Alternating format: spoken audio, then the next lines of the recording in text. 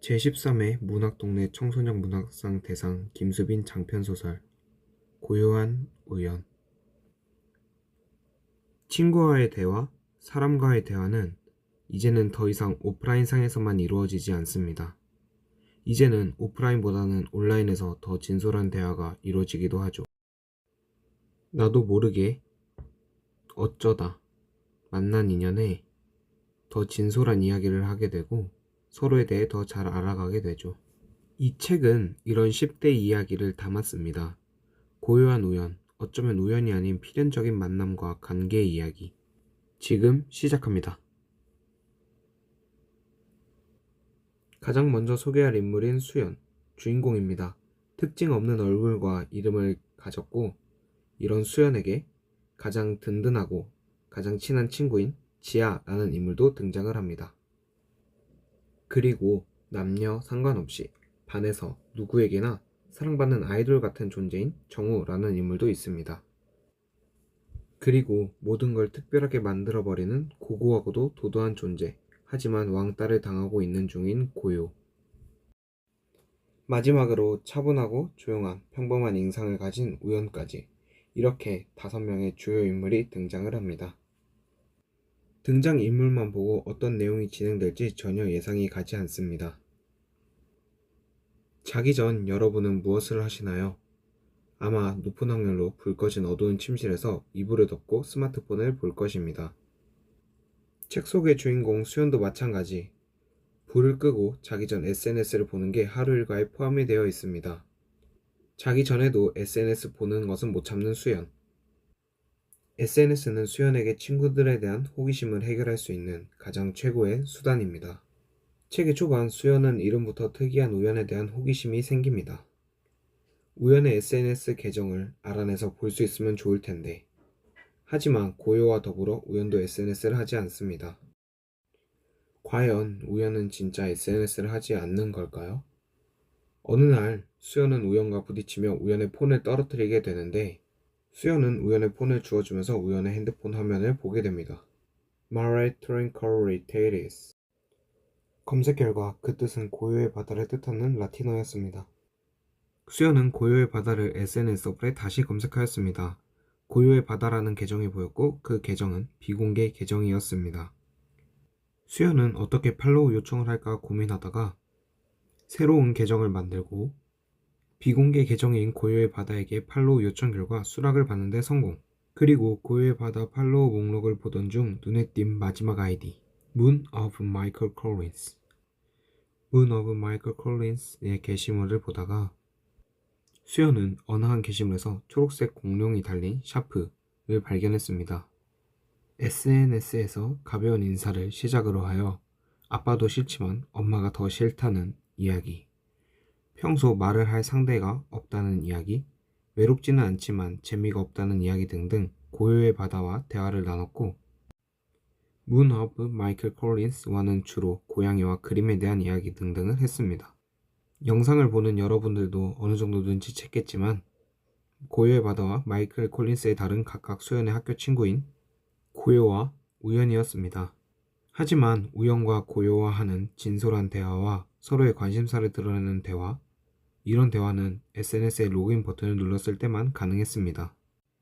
SNS 상에서는 서로의 비밀을 털어놓을 만큼 가까운 사이였다가도 SNS에서 접속만 끊으면 없던 사이로 변해버렸습니다.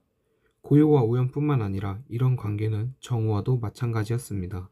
새로운 비밀 계정으로 정우의 게시물에 단 댓글을 시작으로 정우는 수연과 대화하고 있다는 사실을 모르는 채 하루의 기분 공유와 아픈 가족의 이야기까지, 수연은 오프라인에서는 쉽사리 할 수 없었던 이야기를 온라인에서 정우와 나눌 수 있었습니다.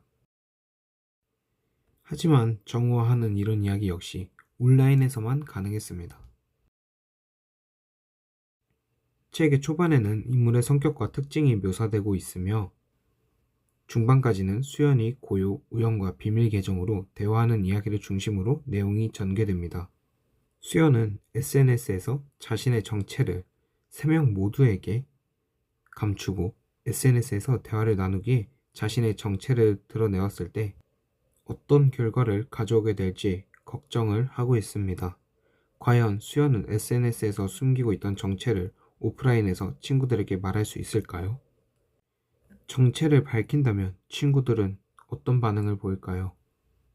이 물음에 대한 답과 더 자세한 내용이 궁금하시다면 고요한 우연 책을 직접 읽어가시며 결말을 확인해 보시기를 추천드립니다.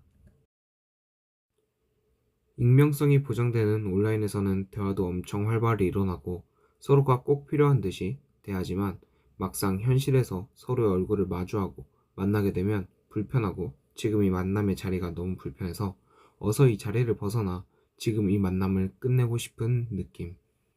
아니, 분명 온라인에서는 텍스트로 대화를 엄청 잘했는데 막상 현실에서 만나면 왠지 모르게 어색한 이 느낌.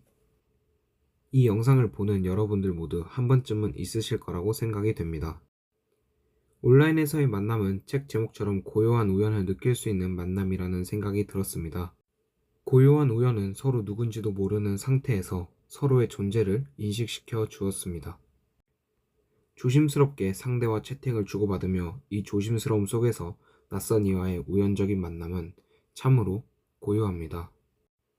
뭐라고 대답할지 머리를 굴리며 가만히 있지 못하거나 초점이 어디로 가 있는지 모르는 나의 동공. 무슨 말을 해야 할까 고민하며 초조하고 불안해서 가만히 있지 못하는 나의 손과 다리.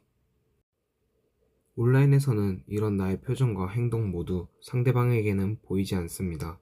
채팅을 어떻게 보내는지에 대한 고민을 바탕으로 보낸 정제된 글, 채팅만이 작은 화면 속에 남아 이어지는 상대방과 나와의 대화는 표면적으로 참 고요합니다. 고요한 우연이 만들어낸 고요한 만남. 이런 고요함이 바탕이 되어 새로운 사람과 만나게 되는 우연 속에서 전하고자 하는 말들은 조금 더 진실성 있게 전달이 됩니다.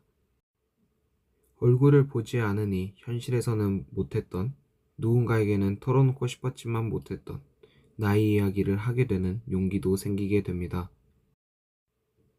현실에서 직접 만나서 얘기하는 것보다 더 깊은 진심을 들을 수 있고 내가 알고 싶었던 그 사람에 대해 더 많은 것도 알 수 있게 되는 것입니다. 이와 다르게 현실, 그러니까 오프라인에서는 비교적 우당탕의 연속인 만남의 우연들이 많이 생깁니다. 직접 몸과 마음을 부딪히며 삐그덕대고 뻘쭘해하고 당황스러워하며 말도 더듬게 되고 무슨 말을 하고 있는지 자기 자신도 모르는 이런 우당탕 되는 상황이 생기면서 만남이 이루어집니다. 한마디로 현실에서는 나와 상대의 모든 모습이 적나라하게 드러나는 우당탕 우연이 만들어내는 우당탕 만남인 것입니다. 상대방과의 만남을 이어주는 우연이 고요한 우연이든 우당탕 우연이든 어떤 우연이 더 좋다고는 못하겠습니다. 다만 확실한 것은 요즘 세상에서 고요한 우연을 무시할 수는 없다는 것입니다. 온라인 세계에서 고요한 우연은 서로를 따뜻하게 보듬어주는 상대를 만나게 해주기 때문입니다.